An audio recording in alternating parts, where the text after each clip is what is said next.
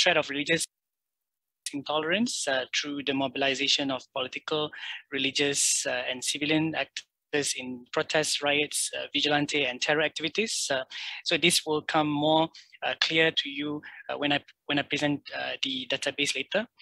And also, when we do why we do our databases, we also sense a serious problem of religious and also right-wing extremism in Malaysia. And number 4, we think that, of course, when we're building databases, there's no database in the first place that collects all of this information. So we think that we want to pioneer or to lead this kind of datafication to prove or to show what's the trend, what the current trends of religious intolerance in Malaysia, or what's the level of restriction when it comes to law and also policies in regards to religious freedom. So it's not only about establishing a database to making more data, but when you have data, you will, especially important stakeholders like religious leaders, policymakers, community leaders. We have YB, Shalina with us today, and also like media and also NGO actors to take more informed actions or more effective responses to address this problem, right?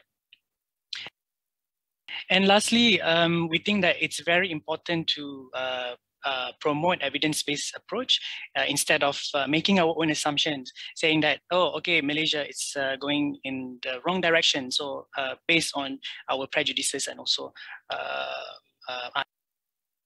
biasness. So we need to support that claim with data, with evidence. So it's so that we can produce or engage in more meaningful way with community and with people who are involved. All right, so databases that I've been talking about, we've developed 2 databases. Number 1, you can see laws or legislation and gazetted fatwas that impact freedom of religion and belief. Database number 2, cases of tension and conflict in Malaysia. So this is how it looks like for database 1. This is an overview or visualization that shows the counts of laws or legislations that impact freedom of religion and belief. So we divided it into 5 offenses. Number 1 is anti-apostasy, anti-blasphemy, persecution of critical thinking and culture, persecution of religious minorities, and persecution of sexual minorities.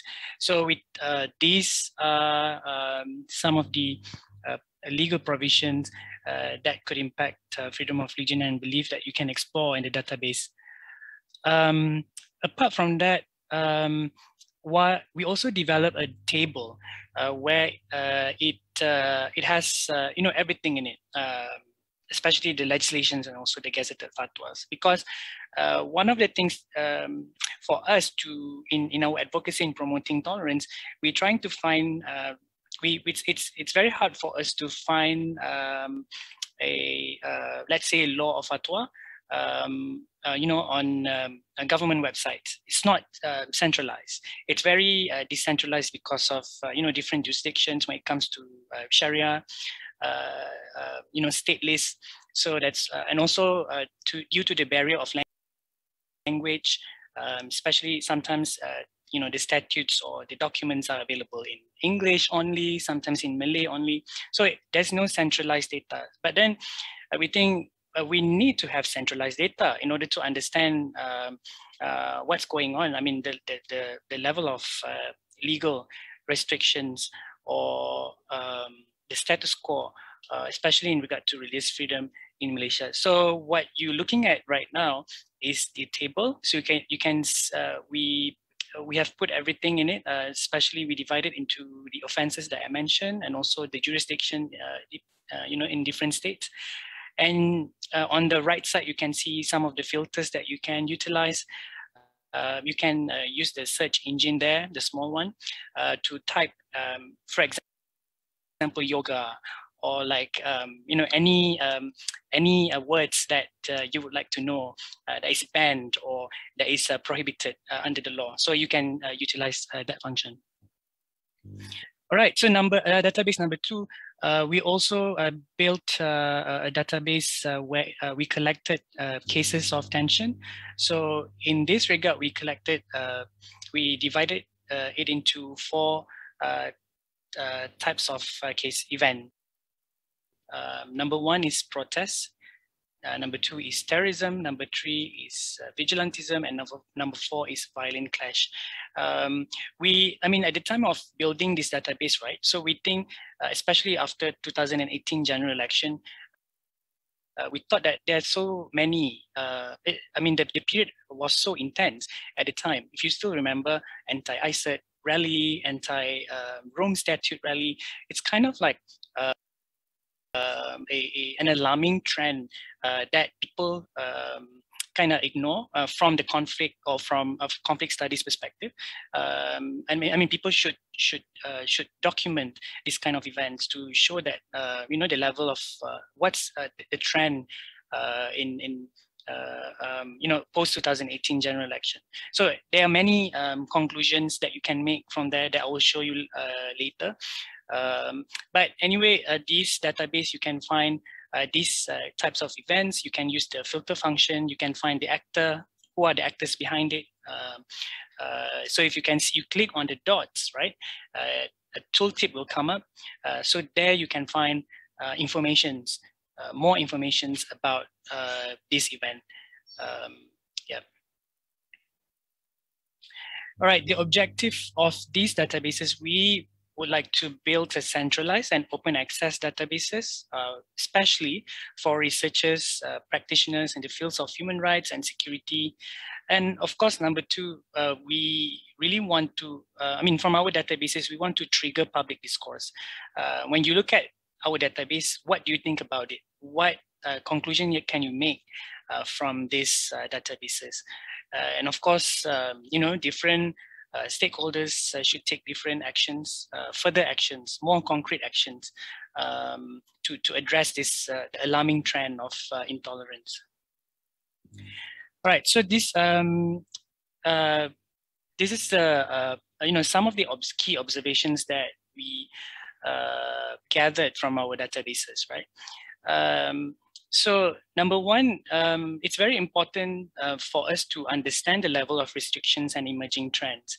So for example, the legal and hegemonic restriction on freedom of religion and belief, you can't believe, like, for example, in Malaysia, we have over than, 780 provisions and gazetted fatwas that governed or that could impact freedom of religion and belief, under these types of offenses. So, so in other way to look at it is that how state-sponsored discrimination, and also the narrative that is used to marginalize or discriminate, especially the minority groups here. So it's quite an alarming trend. And recently, if you look at our database in the explanation, Greece's assessment report recorded Malaysia has one of the highest legal and also hegemonic restrictions, especially on religious freedom. Yeah, something to think about.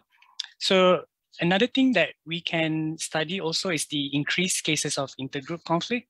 I mentioned just now how 2018 it was the peak of these conflicts, right? So why is it? So one of our conclusion, we think, there are many factors to it, but how Malaysia post 2018 general election in the state of very fragile and also socio-political situation, and a lot of actors, especially the groups, political groups or religious groups, taking the advantage to magnify or to capitalize their hegemonic goals, or more like right-wing propaganda or ideology. by mobilizing people to go to protest, so on and so forth. So it's up to analysts how you can take this further, into making more, concrete analysis. Also, something that we want to highlight here when you want to study trends, the spillover effect. So, for example, let's take a look at, what does it mean by spillover effect? Is how one event can trigger another event to emerge or escalate. So our database can support this study by doing a chronological, by studying the events through chronology, right? So for example, case study 1, there are several major events post 2018 general election, and these events are, were happening consecutively. They are very close to each other, and like how one very big event, if you can see, like protest for Zakir Naik, could trigger the anger of the people in the society, and also some religious and political actors are taking advantage of it to mobilize people on the street and demand for actions. So these series of events are very important, are very crucial in our history, and we need to understand why it's happening. And of course, like I said, different actors should take different responsibilities. But now we understand that how one event could trigger instability and could escalate to another event, and we could mitigate it in the first place. Another case study that we want to highlight is that we found out very this is maybe underreported, or people are not talking about it. It's in 2009. It's about a Kalimah Allah issue. How after the decision from the High Court that allowed the usage of Allah in 2009, triggered 10 terror attacks targeting worship places. So it's not, surprisingly, it's not only, if you can see, right, in the details, in terms of the the locations, it's not, these perpetrators did not only target churches, but also, a Sikh temple. That's interesting too. And also you can see the dates, it's pretty much in consequence, with each other. It's the next day. And if you can see the spillover effect of it, it's all over Malaysia. This is also an alarming trend that we should take note when it comes to sensitive cases or sensitive issues. And another thing that I want to highlight is the method that they use to attack from this, especially from the enforcement agency. If you work with, also like from media, right? You can see the similarity of the method. For example, using the Molotov to burn a building. So it's something that we see as well from this trend. All right. So another thing, apart from studying trend and also the level of restriction, is to produce effective and targeted responses. So in our database, we study the type of solutions affected from these events, right? So from the figure here, you can find that most of the solutions affected are mostly very hard, measures. For example, arrest, prosecution, investigation. Of course, these are needed to address or to tackle some of the more severe problems like terrorism, of course. But at the same time, we think that non-punitive measures such as dialogues and mediations are not really you cannot really see there in the database. For example, there's a conflict on Sri Mahamariamman Temple that we know about. We strongly believe that mediation or dialogue should be the first step to resolve the conflict between groups. And also to identify relevant actors in conflicts. So there are a few actors in conflicts.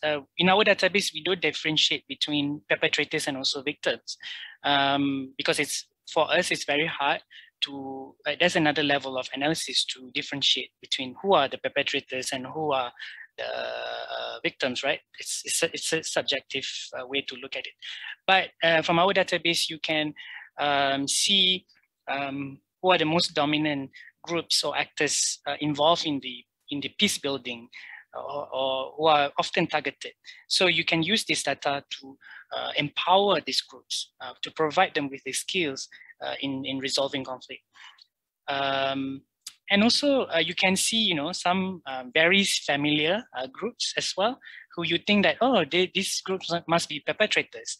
I'm not going to mention any groups right now, but you can take appropriate measures when you know these groups, what's their ideology, where they operate and look like. So that's why on the right side of your screen, you can see the event hotspots. So from here also, you can analyze different things. For example, Sempurna is more like terror activities related. But I just want to highlight Sungai Petani. In our data, it comes up one of the highest hotspot because of the vigilante group activities. So this is also something that we want to pursue in future. How vigilantism in Malaysia, how more extreme groups are taking the law into their own hands to force people to believe in what they believe. Which is very alarming for social cohesion. I think I'm coming to the end of my presentation. Something that we want to also highlight is when we say more effective responses, is that why people participate in these events. We think from the perspective of prevention of extremism, we think it's the problem of radicalization in the society.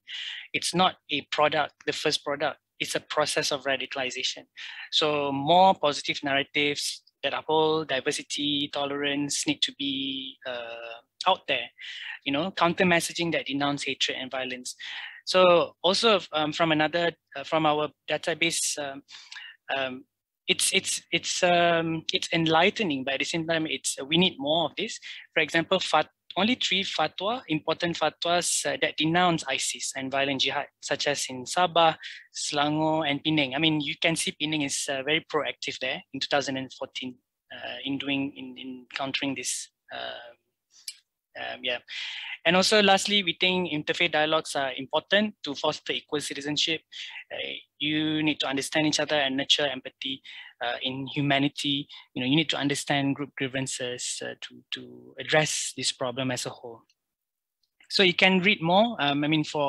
For those of you who want to read more about our recommendations, we also develop recommendations on what the government is doing right now. They're drafting the National Action Plan on preventing and countering violent extremism. So we have come up with other organizations a few recommendations. So you can see this report on our website.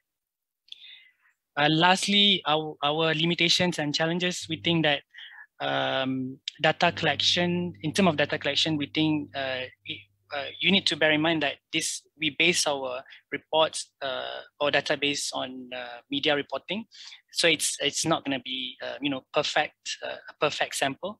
So some of the news are unreported, underreported. We also face a problem like confidentiality, inefficient bureaucracy. When we ask for some documents or data to share, there's a lack of, inefficient especially in terms of communication. And lastly, this is the hardest part. That's why we're having this webinar, to take further action, to take concrete action. When you know this is a problem, but how do we spread awareness and political will to create positive change? Yes, that's all from me. So I hope you guys can have a look at the databases and let us know what you think about it. So now, let's take the discussion further with our learned speakers today. So I have a few questions that I'd like to ask our speakers. Just a second. So we'll start with Dr. Y. Weng. The questions that we want every panelist to answer, if you can, we have 3 questions to be addressed, but not everything. But we will allow for more discussions with our attendees today, if you would like. So number 1 is, what do you think about the databases, how it can help inform your work?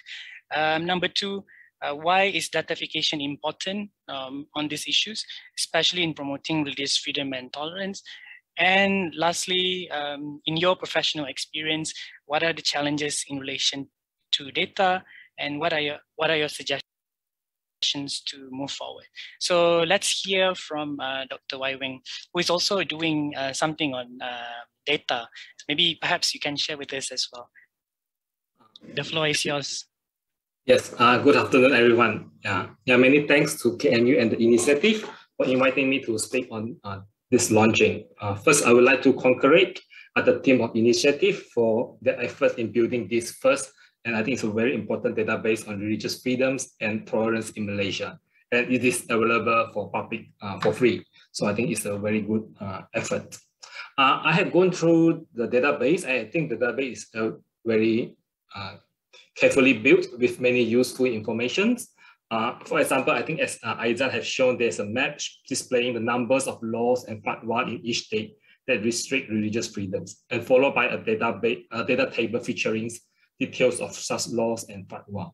And there's also a search engine which allow us to find some keyword and see what are the laws and fatwa related to certain issues. So I think this is very helpful for researcher like me. Perhaps I think something could be added, like perhaps the database can provide some cases of controversies related to certain fatwa and law. So you have some case studies and also a timeline of when such law and fatwa are being introduced over the years. This will be, I think, quite valuable. And the other part of the database is the map highlighting cases of religious or racial tensions or conflicts in Malaysia. I think Aizan has already showed that. I think that is also very useful, easy to use, and I think provided some useful information related to certain cases and incidents. Indeed, datafication is very important, and it can clearly illustrate the laws and fatwas that restrict religious freedoms, as well as documenting related cases and incidents. I think which can help policymakers, researchers, activists to assess certain information and make more informed decisions. But as someone trained in anthropology and very much doing qualitative research, I think there are also certain limitations of datafications. I think besides that digital data, we also need more ethnographic research to give a more nuanced and thick understanding of ongoing religious conservatism and intolerance in Malaysia. Of course, both datafication and ethnographic research can mutually complementing each other. So I think the other question is about the possible challenges in relation to the datafications. I would like to highlight 3 issues when we think you might consider to improve the database, and also in my personal work on documenting activism of right-wing activism in Malaysia. So there are 3 issues that maybe we can consider is, the first one is a conceptual clarification. The second one is identifying actors and networks. And third, documenting online hate speech. First, I think the importance of conceptual clarifications. Of course, there are relationships between communal tensions and terrorist attacks, between religious conservatism and also radical terrorism. But I think there's also different issues that deserve different attention and further analysis.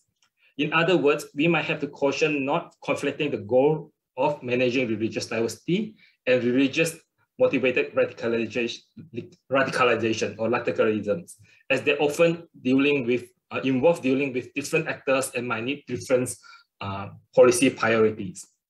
For example, some of the incidents such as the Abu Sayyaf attack is a terrorist attack or act by certain separatist groups. And some tensions, such as the issue around Jawi, the controversies surrounding learning Jawi in the school, in Chinese and Tamil school, is more politicized and racialized issues.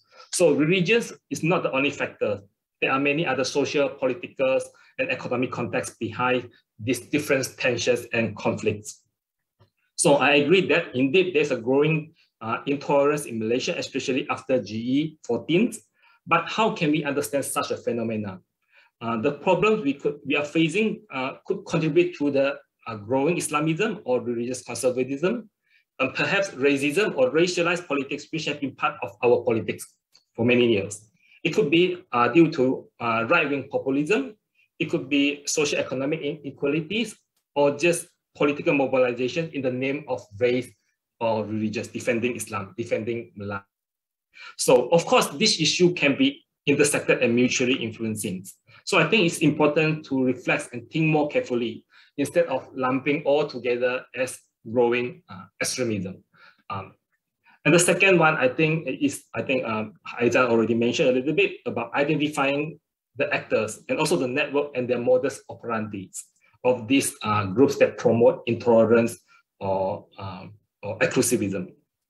I'm not an expert in datafication, but I just wonder if datafications or this database could capture the actors, be it the state or the non-state, be it the groups or individuals who have violating religious freedoms, spreading hate speech, and attacking minority groups. To explore also perhaps their networks and their connection and how they promote intolerance and exclusivism online and also offline. And the third one is documenting online hate speech. This is more suggestions and for future plans, which perhaps the database can document online posting by that promoting social polarizations, religious intolerance, and attacking various religious, sexual, and minority groups or ethnic minority groups. Of course, I think this is the challenging part as well to documenting online hate speech and right-wing hate speech online, which we are also facing the similar issues and challenges, which I think we can talk about this more. One of the key challenges is how to identify and how to define hate speech. As some of these intolerance postings are written in a kind of subtle way or indirectly, and also some in the name of so-called defending Islam. I mean, especially during when Pakatan was in power, there's a notion of Islam is under threat, then we need to defend Islam. So they say this is not hate speech, but this might lead to certain action as or protest, as Aizan already mentioned. So these are the tricky part that how we can do with it. I think these are just some challenges in relation to data, and perhaps some of my suggestions to further improve the database. I really hope this launch is just the beginning, and there will be more documentations on issues related to religious freedoms and tolerance, be it in the form of database, storytelling, filmmaking, and any other format. And as for the database itself, I think it's very useful and also very helpful. I mean, for researchers like me, as I mentioned before, you can search the fatwa and also the laws that related to certain issues and cases. So, but of course, there are many things to further improve and to add on the database. So I think the team of initiative will continue to work on the database and make the database more comprehensive and useful for researchers and policymakers and also activists. Yeah, thank you very much. That's all from me. Thank you. Thank you, Dr. Wai Weng, for the explanation. So you agree on the rising of religious intolerance in the country, and also you, I mean, it's very apt of you to say that, of course, the database is only features information. We need more explanation to understand why it happens.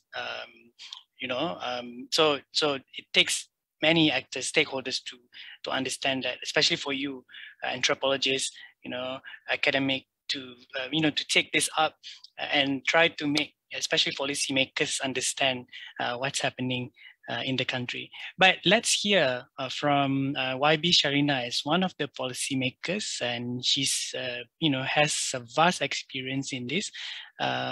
So let's hear from you, YB. Right, thank you very much, Aizat.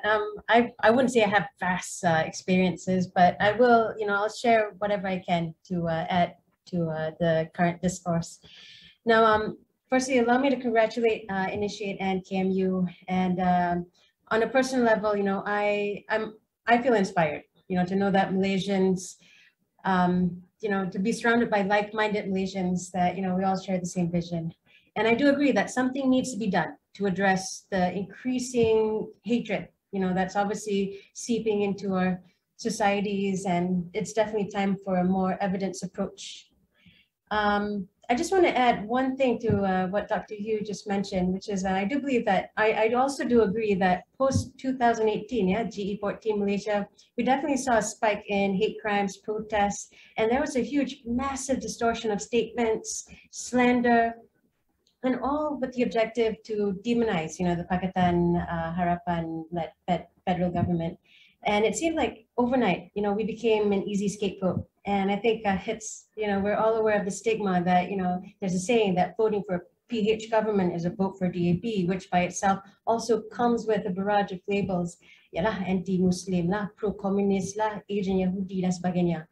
So, this is why having such a forum today is just so important for us to also address. And again, the main idea is to create much needed discourse, to continue talking about it. Now, I think for us, when it comes to racism, and in our case, institutionalized racism, we often see it, we understand that it's a tool to control people. So by instilling fear, paranoia, it successfully makes people anxious and suspicious.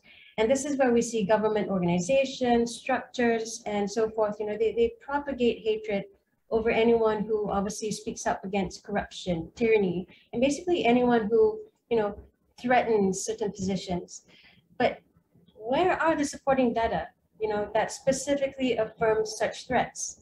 There's none, other than what people say. People assume, the suspicions and insecurities that people feel or think, all of these manifests into something that can destroy the very fabric that holds our society.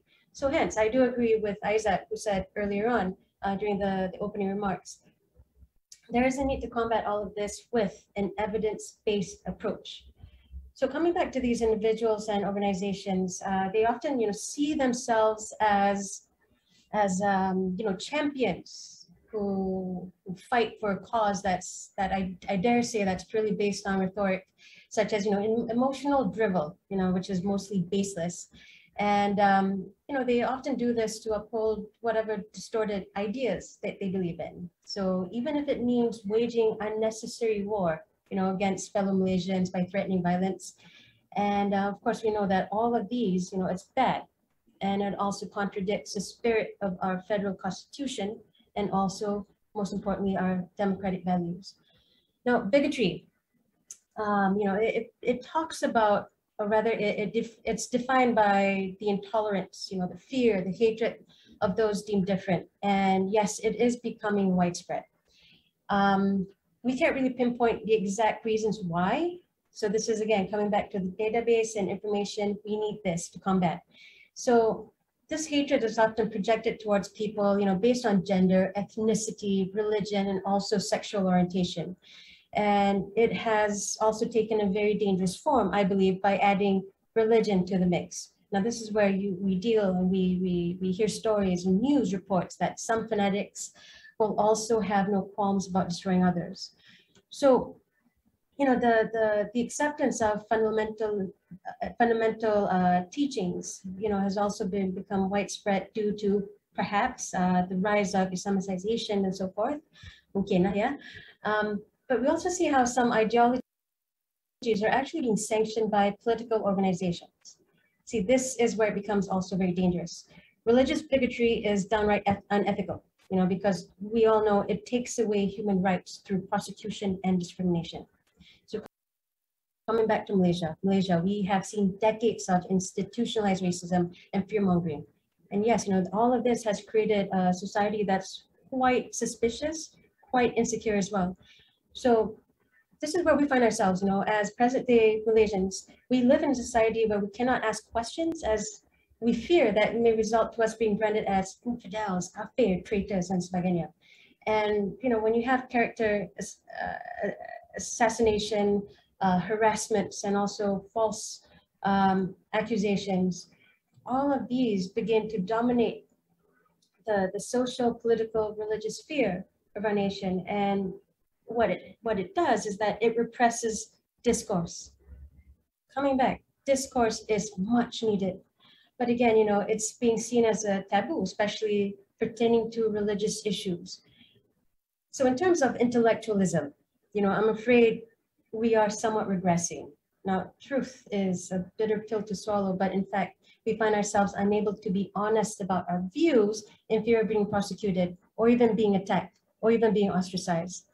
So this is where we are today. We are actually walking on broken glass. So religion should be able to generate, great personal devotion as well as passion while expressing respect, tolerance, and love to others by accepting the fact that we are all different.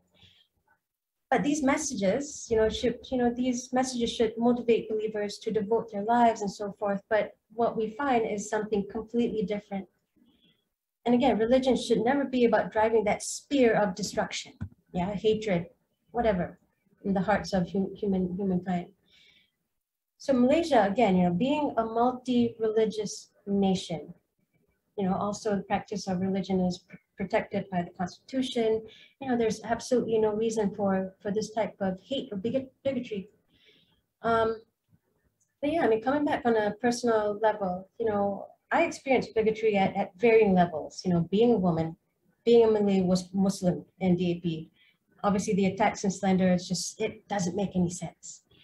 And, all of this are based on emotional hearsay. And so, the massive distortion of statements. And, I guess we can say that sometimes it's just mind-boggling how fear-mongering and blind obedience, when you put 2 and 2 together, it can go pretty far in certain situations. And, racism, it has become somewhat of a movement in this country.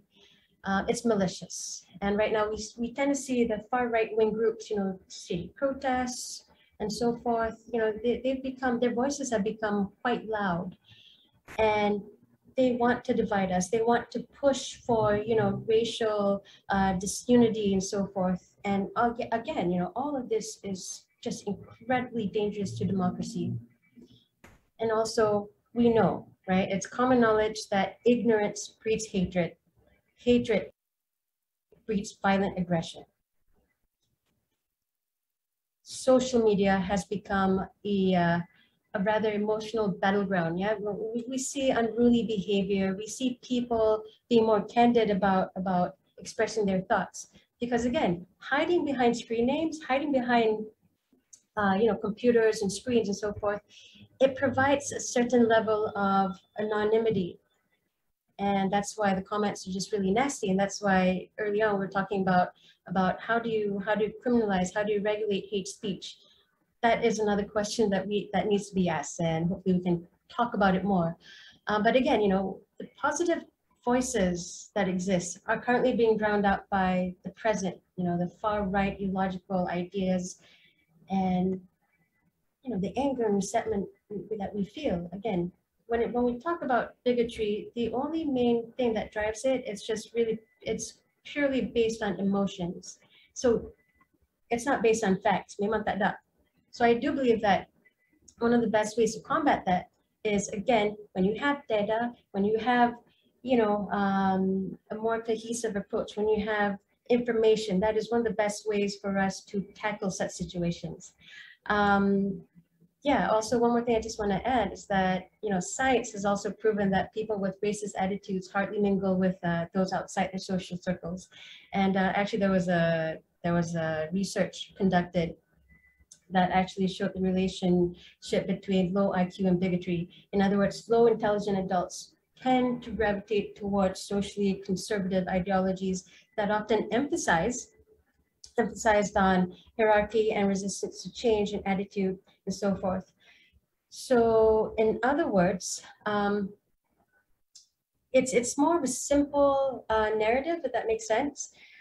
People with people who tend to gravitate towards right-wing ideologies, rather such ideas offer structure and order. And the ideas that they present tend to be very black and white. It's like either you're with us or you're with them. There's no middle ground, there's nothing. So in terms of abstract reasoning, there's almost none. So that's why it's easier for people to fall into that trap. So again, coming back to us, living in the 21st century, where information is king, such findings are extremely helpful.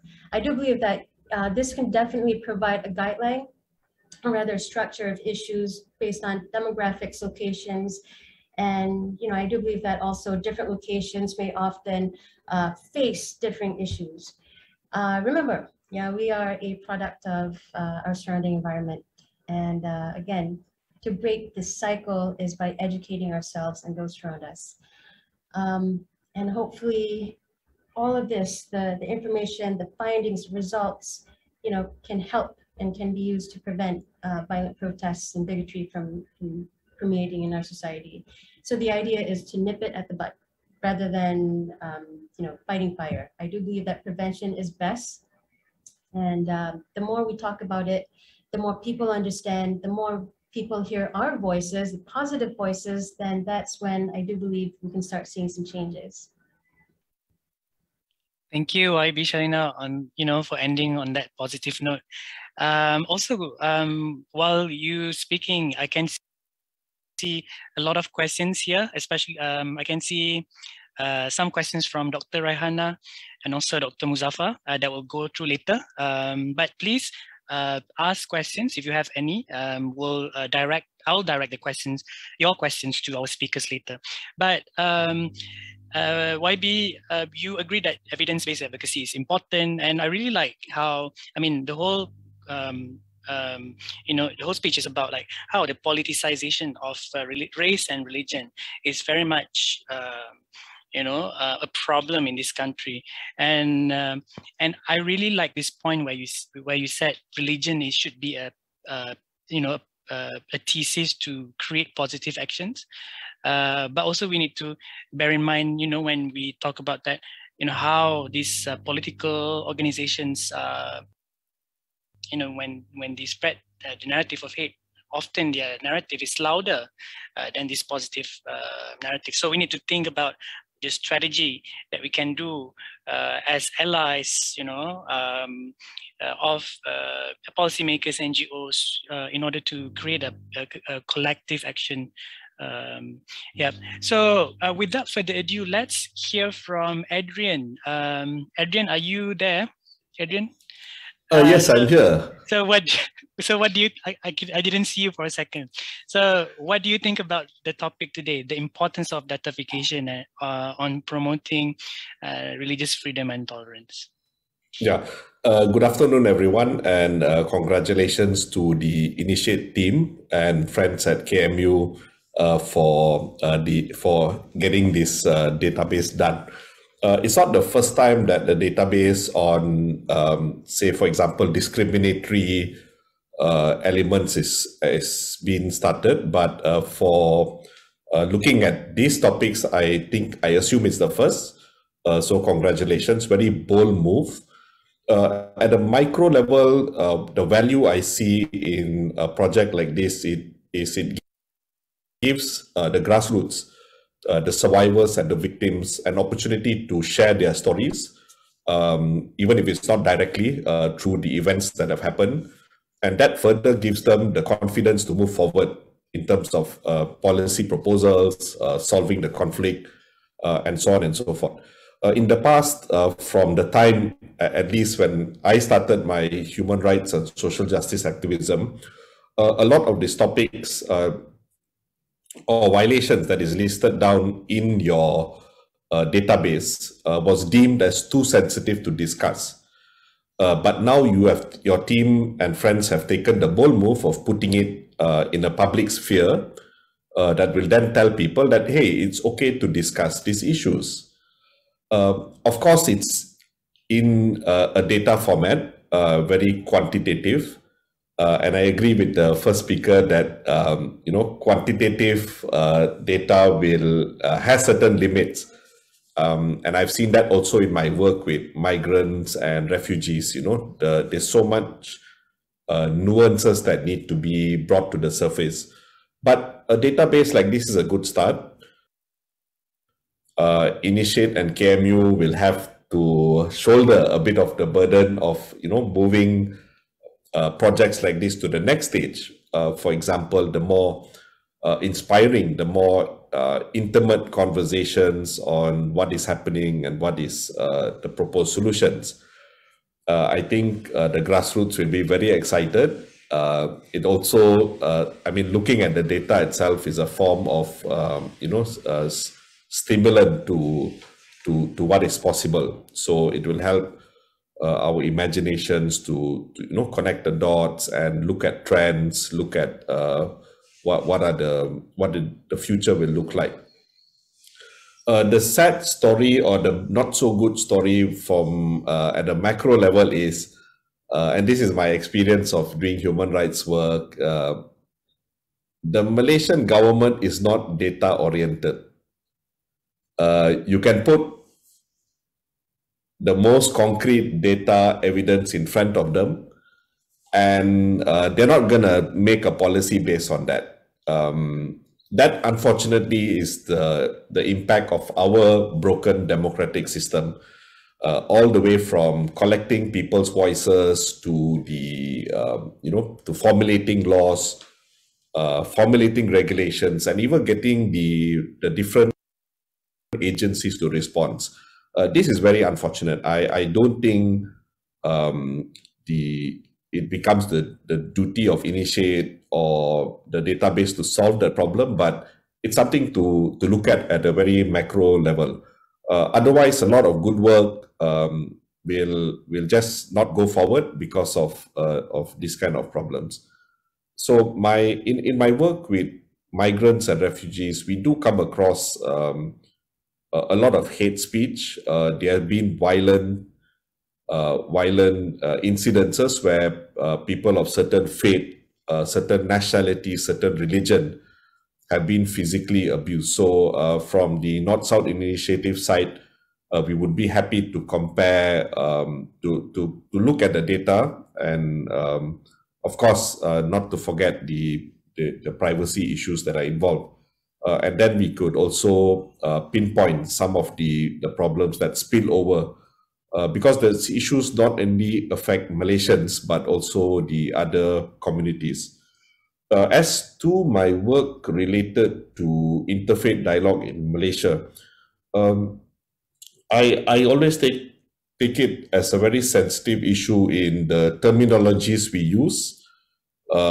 Things like, using the wrong terms could, end up stoking Islamophobia or even anti-Christian sentiments, for example. So I think a database like this could show people that the problems are not just surrounding particular religions and races, because that is some of the sentiments that happen behind closed doors. But a bold move like this puts everything on the table. So well done to the team.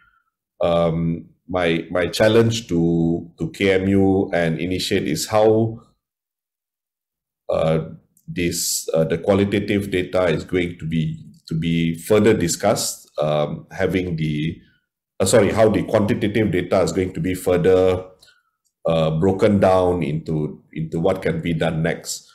I'm also very concerned about what the people whose mandate is to fix, to solve some of these problems is going to happen next. I don't think we have enough expertise on the topic. I don't think we have people who have the tools. The human rights discourse in Malaysia is very limited, and it's really up to the grassroots. It's really up to Malaysians to then decide what to do next. That is the truth. And like what Shailina said, this regression in how, in terms of the intellectual handling of the issues that are in the database. Another example is, I think if some of you, if you hang around Twitter and social media, and I do that as for the reason of studying trends, the art of communicating and conflict resolution is still very minimal in Malaysia. So it takes something very minimalist or small to trigger something that could be explosive. I think our friend Nathaniel Tan tried to address this issue, and for me it was also quite shocking. I mean, how do you disagree, agree to disagree, but still keep the topic on the table?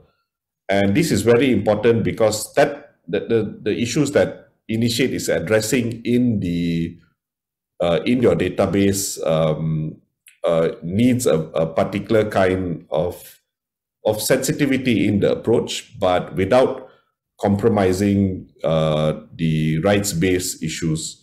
So I think Malaysians will start to, hopefully that database will create an environment and a behavioral change amongst us that, you can talk about these topics in an open manner.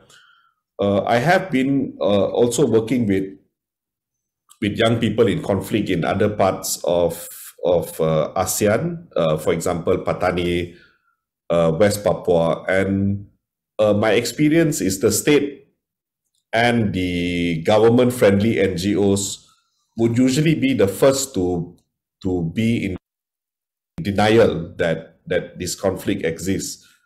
And in Malaysia, there's a lot of PR companies, media companies, which would, then further portray the situation that, everything is good, there's nothing to be worried. But unfortunately, things are changing. We will not be as lucky in the past to, to sail through the storm without something that, seems explosive. But those days are coming to an end with the age of information. People jump to conclusions very fast. We don't have the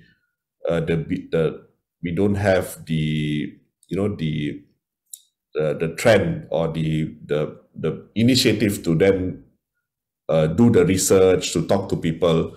So hopefully this database is going to change all of that. I know there's going to be a lot of pressure on INITIATE and KMU. The work is going to be a lot. I can, from databases I manage, I can guarantee you it's not going to be as simple as that. My other challenge is also to look in how cases can then be also reported by the Malaysian public, whether it's hate speech or violent extremism or interfaith conflict. Don't forget, intrafaith conflict also happens. So let's say the public sees your database and they decide, hey, I had this experience, I want it to be recorded. But of course, recording is just one stage of the conflict resolution or the healing process. So then what would INITIATE or KMU do next? So that should be the evolution for such a database. So I'd like to wish the team all the best and hope this database runs its due course. It shouldn't be a symbolic space where you just put in data. Let's make the data, let's bring life to the data. Let's bring life to the conflict resolutions at the grassroots level. Yeah. Thanks. Thank you very much, Adrian. I know that I could count on you talking about conflict resolutions, because thank you for highlighting that, because that's something that we need to have in Malaysia, because people often say in conflict studies, Malaysia is not conflict affected area. We don't need to specialize in conflict resolutions. We're not as bad as southern Thailand or some regions in Indonesia, but conflict resolutions is skills, to resolve intergroup conflicts. We have mean, from the database, you can see how prevalent intergroup conflicts are, and some of the actors that exist, involved in the conflicts, they are not trained to resolve the conflict, and that's why it's you have escalation of this conflict. And I exactly agree with you, Adrian, that we need expertise and tools in order to make this happen, something that we can think together for future.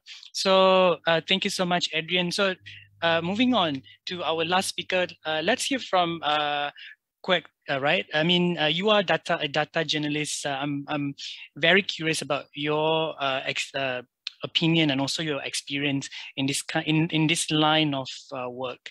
Go ahead. Thank you. Thank you, everyone. Thank you, KMU.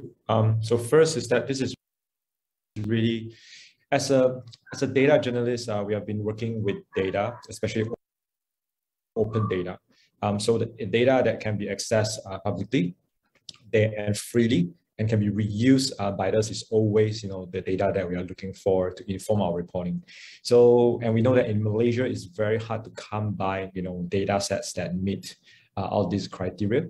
Our government has this open data portal at data.gov.my, but if you check the data sets up there, most of the data sets are either outdated or incomplete, or are not useful at all, right? They will tell you that how many events they have done and things like that.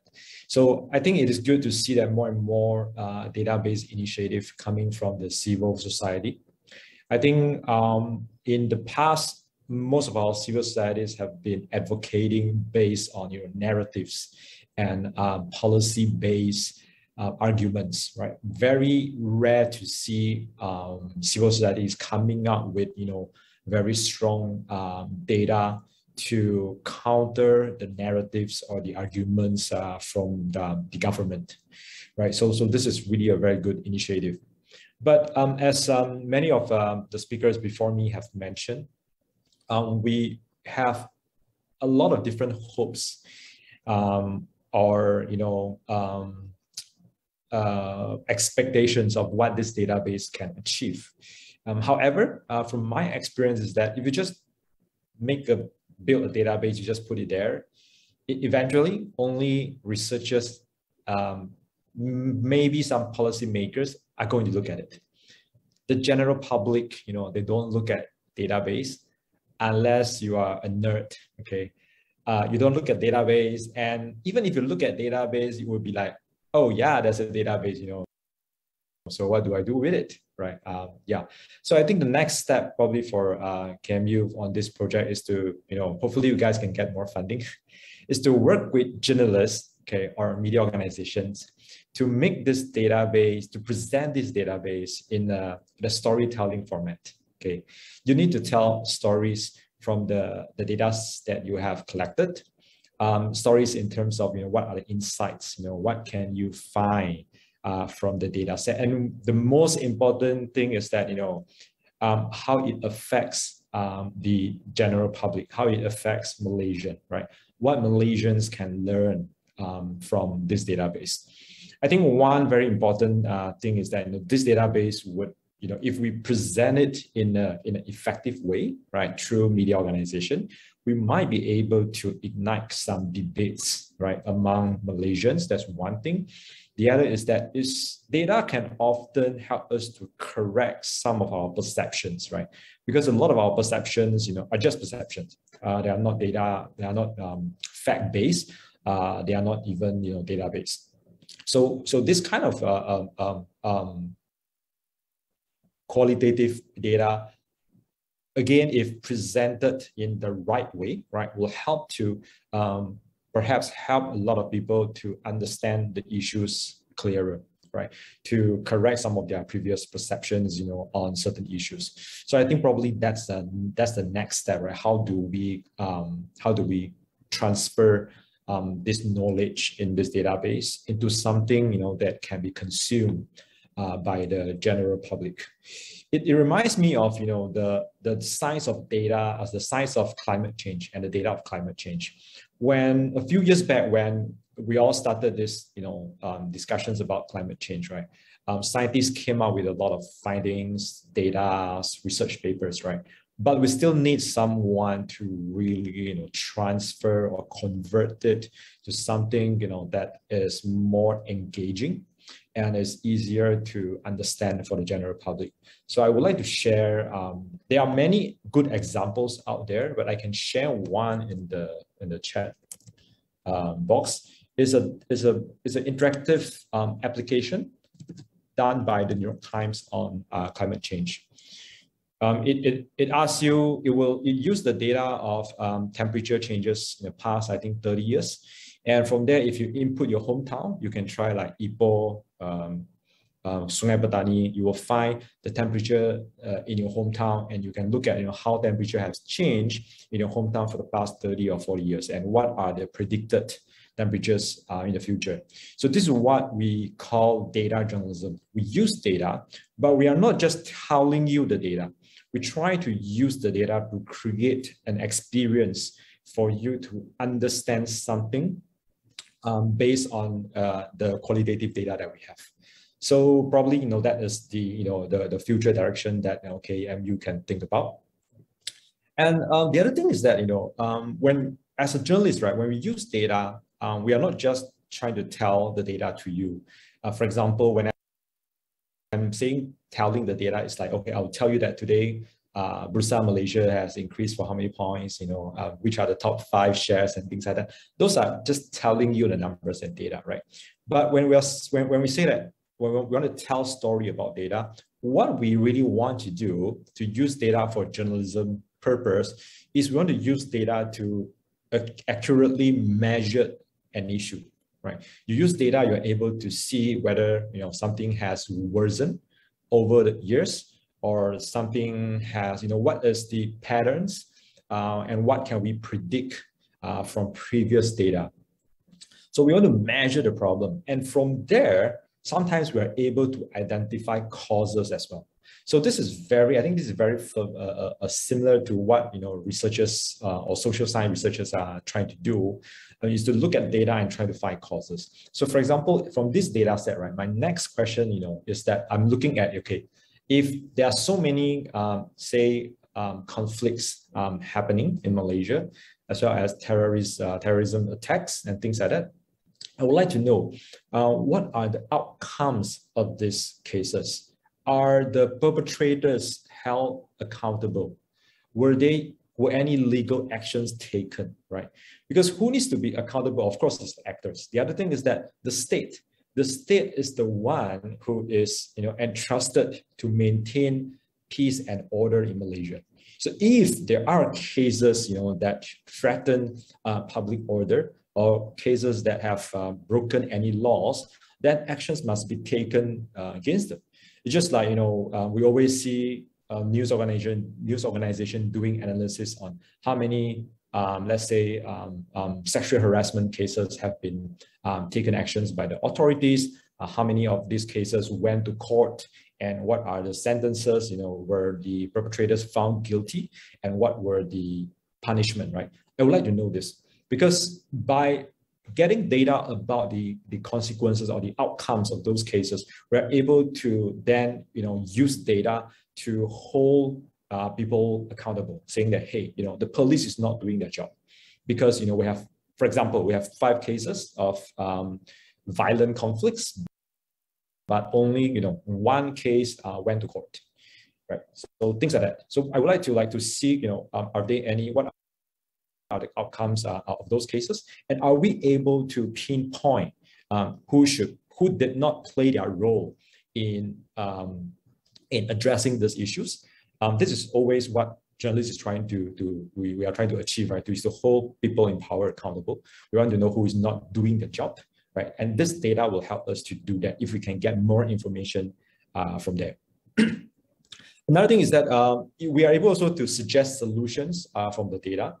If we are able to recognize we are able to derive the causes from the cases from the data. For example, the other thing that I was trying to look for is that whether those cases are political in nature, or they are caused by racial, race, or sometimes race and politics, both. Sometimes it could be, by foreigners or locals, right? So by doing those kind of categorization or probably tagging, right? We tag the different cases, then we are able to look at the patterns. Like most of them were actually, racial in nature or political in nature. Another thing is that, probably we shouldn't shy from like pointing out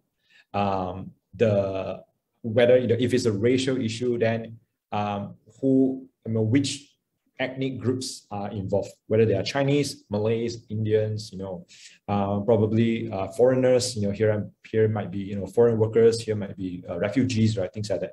So so that we can have a better analysis of, okay, who are, usually who have a higher chances of being a victim or being a perpetrator in this case, right? I think, of course, whenever we say that, do we want to pinpoint it to a certain ethnic group? There's always, it is always controversial, because somebody might think that this will make the issue worse. Some might think that this doesn't help to solve the problem. But I do think that if we are able to be more transparent with our data and to have more different perspective at looking at the data, it will help us to find more what is happening behind the data, right? So those are the things that as a journalist I would look for. And the other suggestions is maybe that the data should be made public. I'm not sure whether there's an option to download the data right now, but I do read that it says that it's a payable option. I do understand that this kind of efforts require high cost to not just collect the data, process it, make sure that it's accurate, but also to maintain the database. But for me, when data is most valuable when it is open. Take one very good example. It's the COVID-19 data by our health ministry. Remember that before KJ became the minister, it is very hard to access COVID-19 data. Okay, the MOH, they only publish it in PDF, in infographic formats. So I know a lot of journalists, waste a lot of time and efforts trying to convert those data into a spreadsheet so they are able to do analysis. But once the MOH released their data on GitHub, GitHub is the website that coders, programmers use to share codes and data. Okay, so MOH, when they release the data on GitHub and they update the data, at least I think daily, probably faster than that now, you can see that there are a lot of civil coders, civil programmers, and media organizations. What happens is that they develop a system, so their system are able to capture the data from the database and straight away fit into their publication system.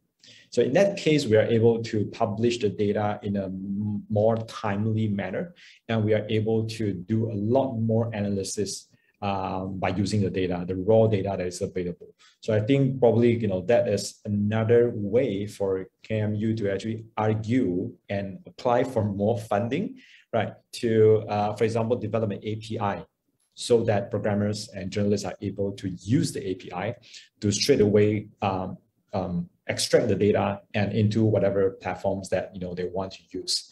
Yeah, I'm happy to answer any questions. Just probably I can quickly respond to one answer about, one questions by Nyon Yin To about using machine learning to monitor hate speech.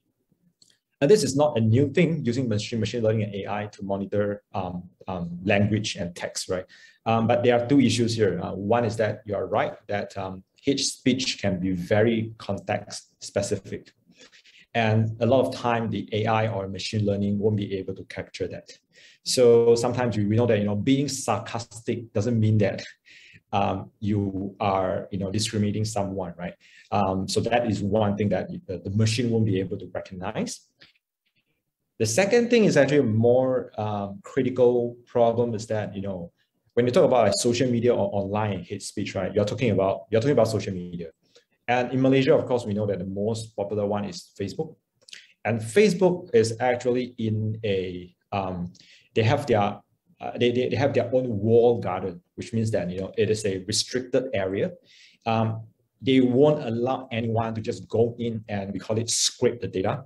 They only allow you to access the post by public pages as well as public figures. If you are a private account, Facebook will not allow people to come and collect your data. Another thing is that the comments given by your followers or your friends, right? Those are not available to any tools out there as well.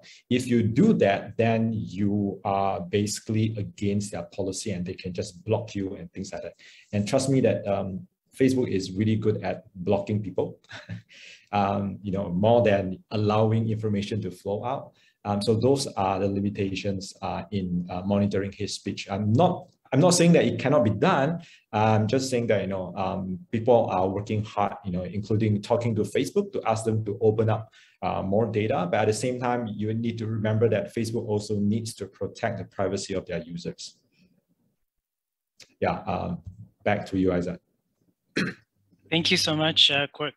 That's a very, you know, technical explanation. I mean, you are data scientist yourself, data journalist, but I really like your point on how we should really take our databases, you know, to the next stage where we can tell the stories from our databases and also to transfer the knowledge to, you know, more grassroots society lah. Yeah, I mean, to take this further to the next discussion with our attendees today, I mean, there are a flood of questions here. I don't know which one to prioritize, but bear in mind we have data analysts with us, we have NGO working in conflict resolution, we have anthropologists, and then we also have policymaker with us. Please diversify your questions. Yes, so let's start with, let me see, Dr. Rahana questions. Let me read it out so the speakers can take, any of the speakers can take this up. The majority-minority discourse in Malaysia is not as straightforward. The mainstream society may be majority Muslims, but there are also minority Muslims in the society like Indian Muslims who suffer discrimination for their cultural and linguistic association, albeit share the faith of the mainstream's majority. What efforts are taken to ensure the database capture intra-religious intolerance discriminations faced by minority Muslims in Malaysia? So, I mean, before the speakers start, for example, our database at INITIATE, we do capture some of the these cases that involve intra-faith groups. So the way we do it is we use keywords. We establish keywords. For example, you know, Ahmadiyya, and also Shia, for example, and try to find the related events to it, and we try to record as best as we can. But again, it's based on the reported news. So something that we think is a challenge limitation, where I believe that in your case, I mean, in this particular case, it's quite, you know, isolated and also fringes. So that's why I agree with Adrian as well, how reporting mechanism is one of the ways to improve database. So any one of you would like to extend on that note, on this issue?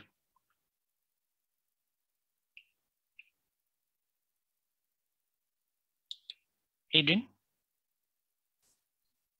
what do you think about it? How do we capture cases like minority Muslims who suffer discrimination? Yes. So I think the safe spaces need to be created. Unfortunately, we don't see that happening. It's more like a culture of how we engage in conflict. So for one example, in my experience, when we try to talk about a particular topic, I've had even friends from my own peers say that, oh, this is, total violation of our religion. They should be killed. They should be banged.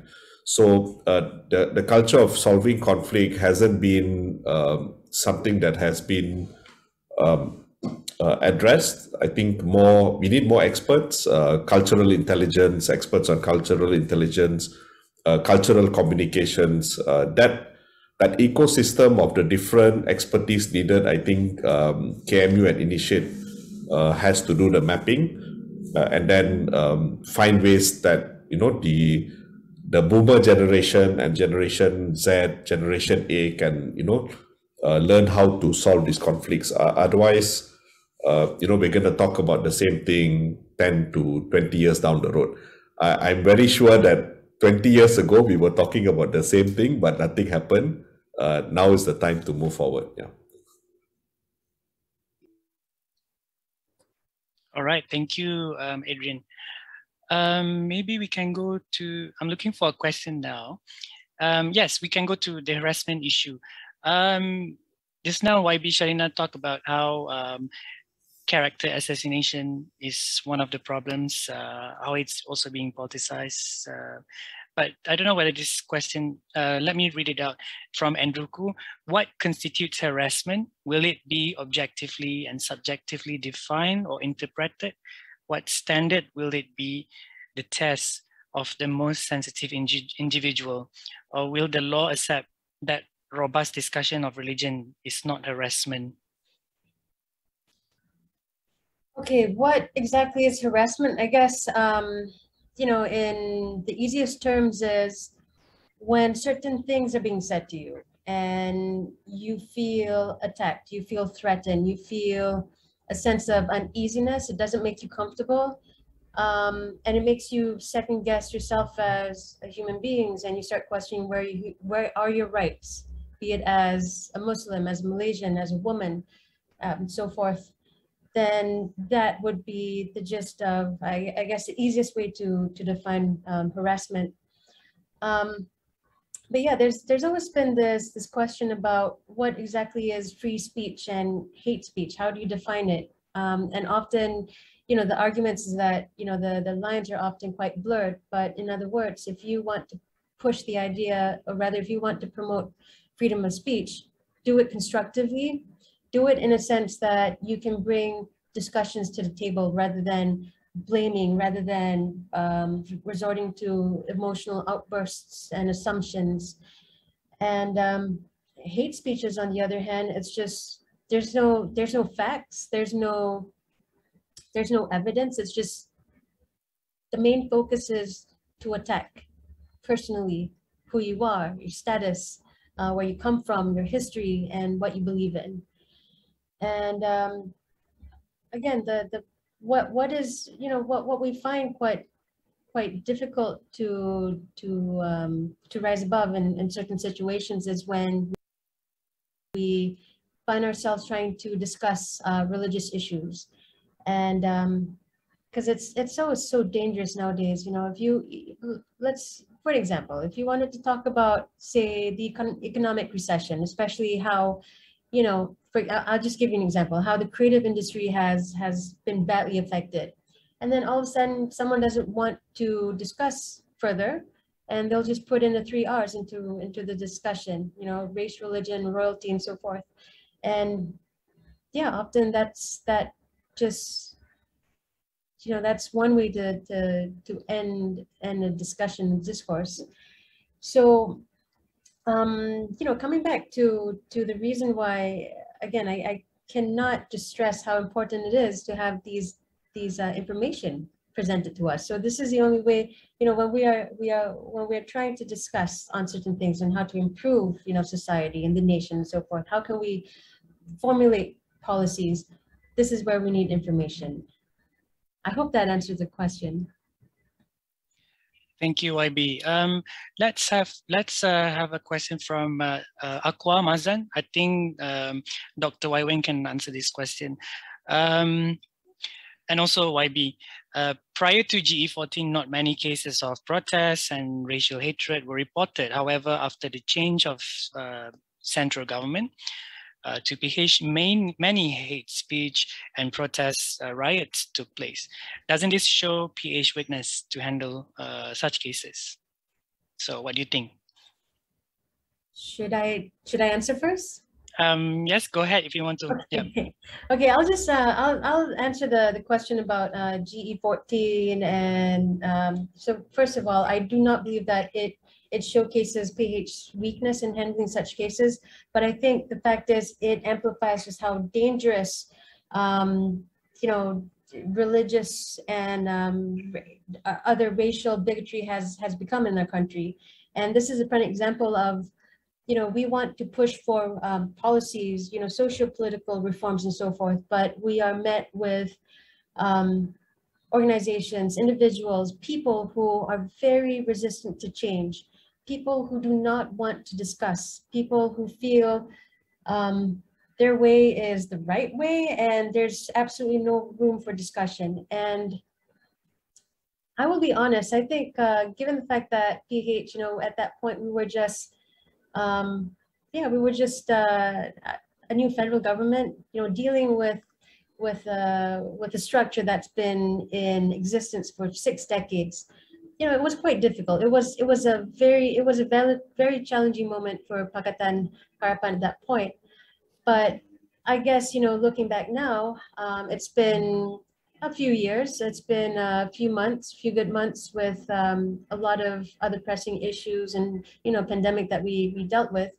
I think looking back now, there could have been different ways in which we could tackle it, but also this is where the media also plays a very important part, which is coming back to the whole notion that, you know, why focus on the negative voices, focus on the positive, focus on you know, the good points. But then again, you know, it goes back to storytelling, which actually is a very important thing that I also wanted to add. You know, how do you send a message? How do you make people interested? And the best way is storytelling, narrative, framing. And yeah, so that's my answer for that question. Okay, what about Dr. Wai Weng? What do you think about it? Thanks, Aizan. Thanks for the question. I won't address this question first. I would like to address the other questions on the Indian Muslims, discriminations and prejudice and so on and so forth. Because I work on Chinese Muslim in Malaysia and Indonesia. So I know I heard a story about convert, they're facing difficulty, they're facing discriminations, which I think, we should take note on that. I think it's important that we accept and have empathy towards various minority Muslim, be it Chinese Muslim, Indian Muslim, LGBT Muslim, Shia, or whatever. So different kind of minority we should tolerate that.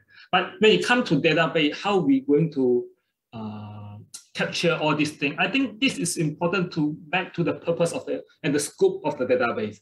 We cannot capture everything. So I think we need to back to the initiative. What are the scope of this database? What to be included and what not to be included? Because you can't put everything in a database, because some of these are like you have sexual harassment, or you have like criticism or hate against migrant workers, or you have this like certain kind of so-called Islamic phobia incidences. All these should be in the database or not? So I think it's back to I think I asked also about the conceptual clarification, the themes and the issues that this database would like to focus on. So harassment against migrant workers, sexual harassment, the problem faced by Muslim converts and so on and so forth. These are important issues, but are these part of the database or not? So I think it's up to, it need to be defined specifically what is the scope of the database. And should I answer other questions? Maybe there's one question, maybe indirectly answer to the question. I think I want to say is a lot of people think that our problem is linked to politicians, the state, and so on and so forth. I beg to differ. I think it's not only the state, not only the politicians, but there are also certain groups after post-GE, certain preachers, certain opinion leaders, certain group claim to be defending Islam. They are not really state, they're not really even linked to politicians, but they are propaganda, this kind of hate, this kind of intolerant message. So I think this is the angle that we should look into it. Not just, I think the state and the politician has a responsibility, but I think it's not just that. We have civil societies, NGOs claiming themselves defending Islam whatever yeah, I don't want to name them now because I may find myself in difficulties later. So there are these things happening. These are the things that we should look into. And maybe another point that I would like to make is on, I think Guang Qing quick talk about, I think there's a question about how to build a model or database on hate speech. I think there's a question asked. For me, as an anthropologist or someone who do qualitative research, I think as Shelina also said that storytelling narrative is also important. I think it's how we're doing online ethnography to capture this hate speech online. So because it's very heavily contextualized in Malaysia context and in certain times, certain periods. So we can identify who are these certain groups, certain individuals, certain preachers, and what incidents, what topic they are talking about, and how they do so, and how this information being discriminated, how being circulated and being picked up by politicians.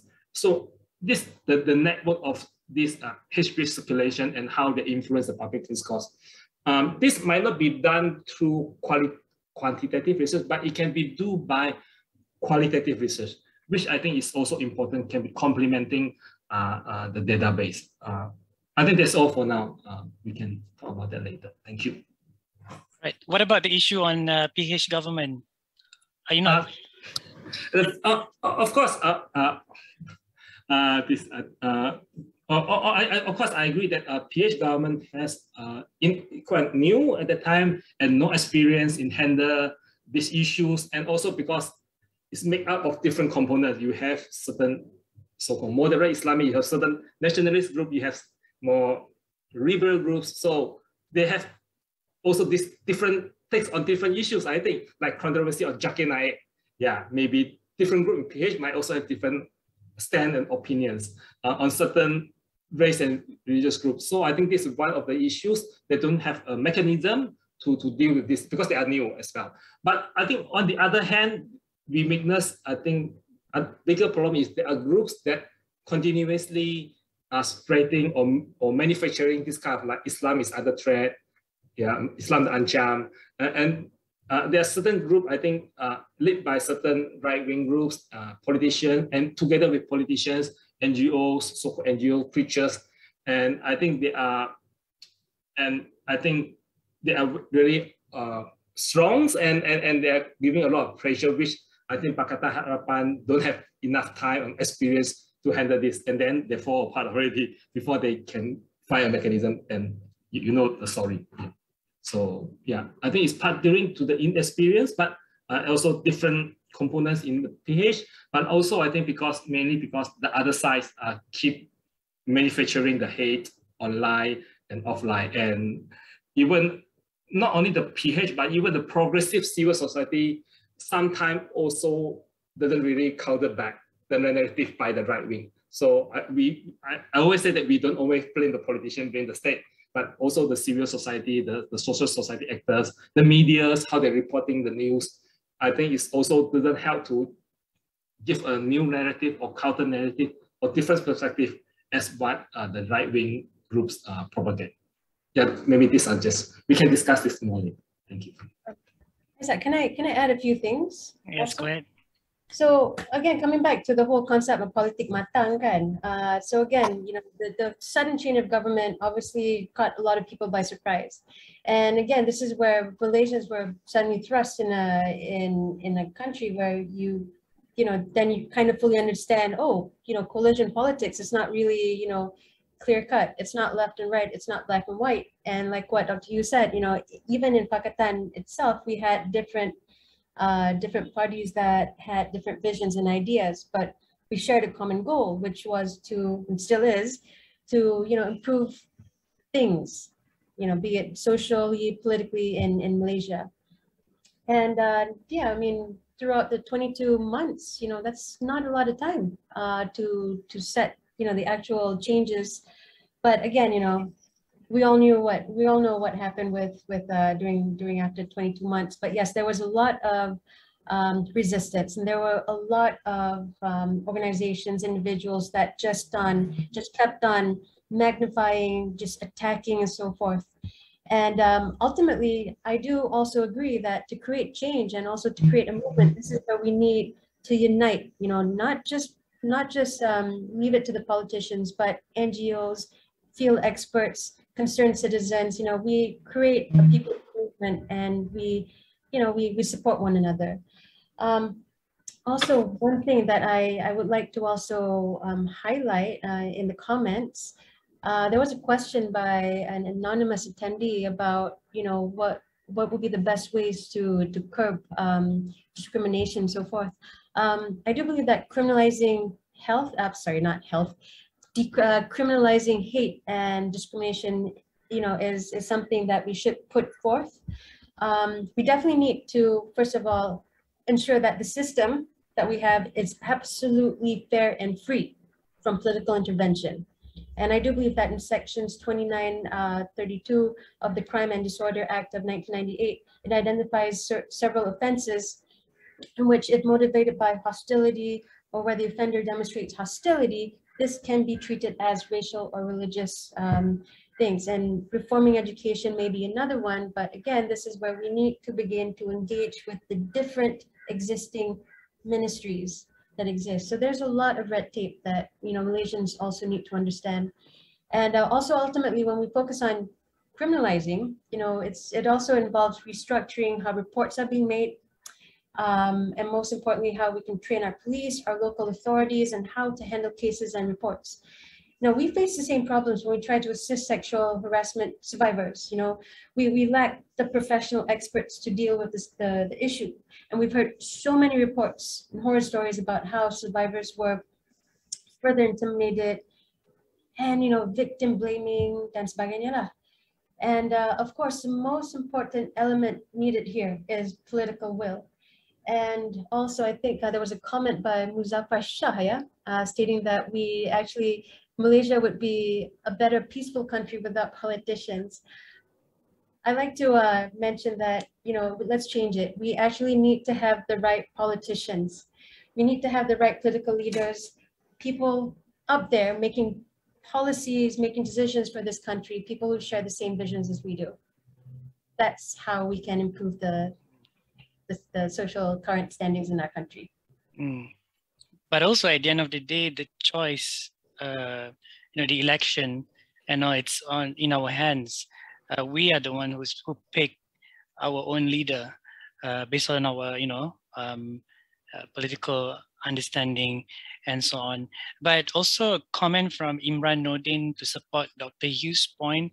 He believes that fact-checking initiative is also important when we're talking about, data, resolving conflict issues and hate speech. So that's also very much needed in the country, which I believe so, because in our effort in gathering or collecting the information for the database, we're talking just now about hate speech, but also misinformation. These are the drivers of people going out to do this kind of violence, and also to express themselves, although the expression is racist and also bigoted. So yes, and also let's go back to data, right? So, Cor, I know you responded to some of the questions already, but do you want to, for the sake of audience who are listening on Facebook, do you want to explain a little bit about the open source intelligence technology? Maybe our audience or attendees, some of them, from our initiative today, they would like to find a platform to do their own, to initiate their own database project. Okay, so when we have like raw material like data that you guys have collected, right? Then it of course raises a lot of questions, right? Like who are the main actors? Who are, in those cases, who are distributing misinformation or disinformation, to influence the public, to fan racial hatred and things like that. And those kind of questions can actually be answered by open source intelligent technology, which in short form is called OSINT, O-S-I-N-T. What it means is that, you are able to sift through information that are openly available. For example, on social media, for example, websites that are open to everyone. For example, dark web, right? That you are able to, people are able to access with the right tools and technologies, right? How do you, sift through all this information and try to answer the questions by using this information? So, for example, if you want to know if there's a anonymous Facebook web page that has been distributing disinformation on certain issues and trying to fan racial hatred, you want to know who are the people behind the Facebook pages. There are tools, there are technologies, not directly identify who are the admins, but are able to give you clues about who are they. For example, if they have bought advertisement on Facebook, you are actually able to go to Facebook advertisement library, right? It is open to see who actually paid for that advertisement. Okay, if they don't tell Facebook who paid it, Facebook would immediately ban their advertisement. So that is one way of getting to know who are behind something. You are also able to look at, for example, a simple analysis of different Facebook pages to see if you found that they all post at almost the same times, or probably a few seconds different from each other. Then this will tell you that this Facebook post pages are actually managed by the same group of people, right? Because it's like one person trying to post everything on different pages at the same time. So these are some of the clues that are able to tell you who are behind those pages. And by doing so, you're able to inform the authorities or the technology companies that own the platform to say that, hey, somebody is manipulating this platform to try to spread hate speech and things like that, and disinformation. So, but someone has to need to have the skills and the tools to actually go and monitor these pages and also collect information about their posts to do this kind of analysis and comparison. 2 years, actually last year I have done one investigation, but my investigation was focused on this information coming from China and Hong Kong to Malaysian Facebook communities. That was on the anti-government protests in Hong Kong that happened 2 years ago. So that methodology can be used to track other kind of disinformation network as well, right? So that is a little bit about what can be done. The other thing is that I think some of the participants raised the question of, okay, how do we verify the authenticity of our data?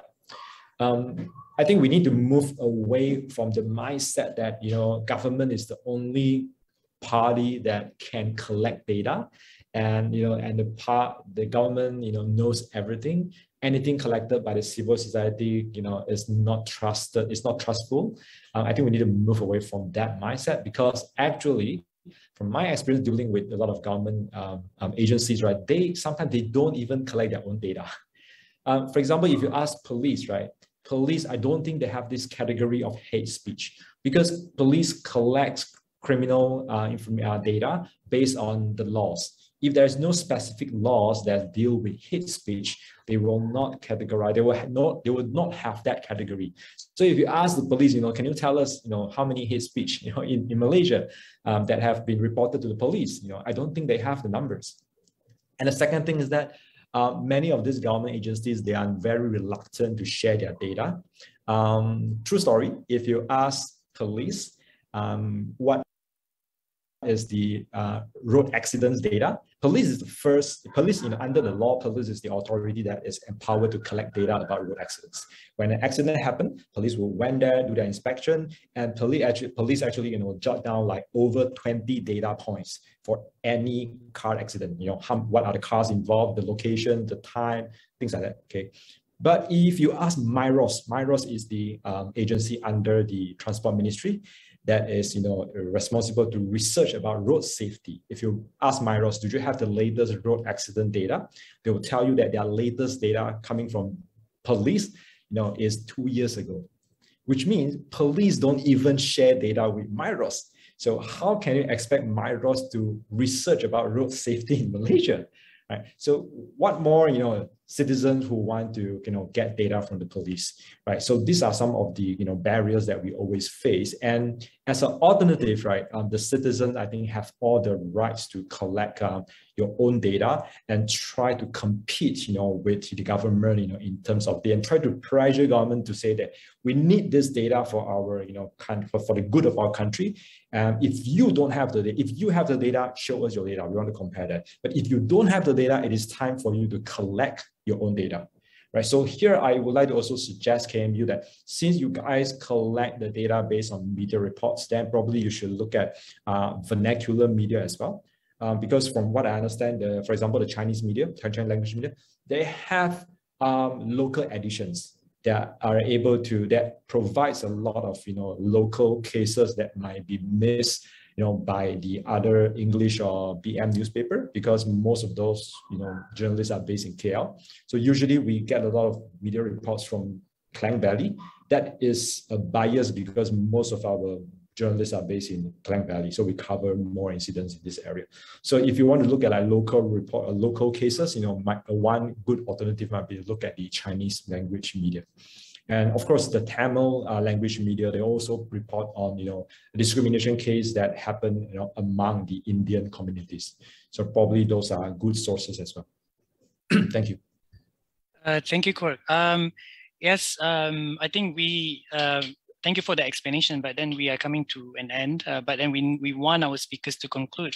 But I'm sorry that we couldn't get to each of your question, but this is one of the questions that I think Halmi, Dr. Muzaffar, and some other attendees would like to ask when it comes to data sharing and also telling the story to the people in power. So we have the data, fine, but how do we, make sure that these policymakers will listen to us, especially YB? I mean, you have any strategy, and also when answering that questions, also please in 1 minute to conclude the overall discussion. Maybe we start with YB first. Yeah. All right, thank you. It's as simple as this. When you have some findings, information, obviously you do need some political will. And this is where you need to also identify like-minded political leaders who can help the cause. I mean, let's be honest. We are aware that different political leaders may have different ideas, and then mampayah juga lah kadang-kadang. So again, it boils down to the fact that identify who shares the same vision, like-minded people, and you can sit down, have discussions, and formulate a strategy on how we can put forth this idea and make the changes that we want. Oh, and also, of course, to conclude, again, thank you so much for inviting me to be a part of this. And actually, it is, it's a wonderful thing to have this database set up, because it's true. I mean, even from my side, trying to get information, statistics from government agencies, it's difficult, and sometimes it's just painfully outdated. And yeah, I mean, hopefully this is the beginning to something more positive, because I do believe that in 2022, 21st century, we need to really start making ideas happen. All right, can we have Dr. Wai Weng next? Yeah, thank you very much. I think there's a few questions about what can we do, what are the solutions. I think we are always too eager to find solution, but do we really think about the problem? I mean, as an academic, I think we are lack of proper research, academic research on various things we are facing, be it religious conservatism, right wing, or whatever happened in our issues. So I think that when you talk about right-wing activism, there can be many factors. It can be religious, but it can be due to socio-economic inequalities. It can be due to political fragmentation and so on and so forth. So I think it's always important for us to think about, before we tell a story, before we present the data, we do, in our university, or do more research, to understand what are happening on different issues on the ground before we giving the solution. And this is my take. And again, I want to congratulate on this initiative. I hope they will continue to improve and to expand this database. Perhaps the scope need to be refined a little bit. What is included and what not to be included, because to have a better scope or time frame of the database. I hope there will be more effort, maybe more fundings to further improve this database, and will be available to the public for public consumptions. Yeah, that's all. Thank you. Yes, Adrian. Yeah, so one of my challenge to KMU is and initiate is, of course, you have this database of some of the problems, but it's also good to maybe have a database of what are the good efforts that have been done, the different interfaith dialogues that have happened in the many years.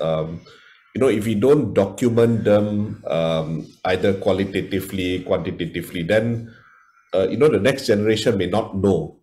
I am quite aware of how generation gaps can really cause a big disconnect in the continuity of activism. So maybe you may want to consider another map of different positive or ongoing preventive measures. My conclusion is I'd just like to share a bit on my activism as a faith activist. I come from the Catholic background, and the Federation of Asian Bishops Conference, they have a small guideline on the different types of dialogues. So there's something called the dialogue of life, where we interact naturally with each other. There's the dialogue of praying together, where people come together, praying together. And even that also in Malaysia, they already feel that, oh, we cannot do this for X, Y, and Z reason. Then you have the dialogue of service, where we work together to solve problems in society, charity work. And the last one is interesting, the dialogue in conflict. So of course they say that only so-called experts can come to the table to dialogue when there's conflict, but I don't think so. I think the grassroots can get involved in conflict resolution. The grassroots can be interested in data. It's just how we motivate and inspire them to get involved. So all these 4 dialogues have to interact with each other, intersect, and maybe then we can solve some of these long-term problems. Yeah, thank you. Thank you. Yes, go ahead. Okay, I'll be quick. So first is that I really appreciate the effort to build this database. Such effort is very rare, but at the same time very important in Malaysia. And I think more have to be done after the database is published, right? Probably another thing is to get collaboration from other NGOs, researchers, journalists, to try to maximize the impacts that can be achieved by this database, right? Takkan you waste all your efforts to build this database, but at the end, you just need more, a little bit more efforts, and expertise from other stakeholders, from other participants, right, to maximize the impacts that can be achieved by this database. And I'll be happy to help if you guys want to connect with any media organizations to see how we can turn the very rich knowledge in this database into something that is relatable, and engaging for the public. I think that is probably one of the ways forward. Thank you very much, and thanks for having me. Thank you so much, everyone. Don't leave yet, attendees. We have a poll that we would like you to answer. Perhaps we can pull up the poll just to ask you, what do you think about today's webinar?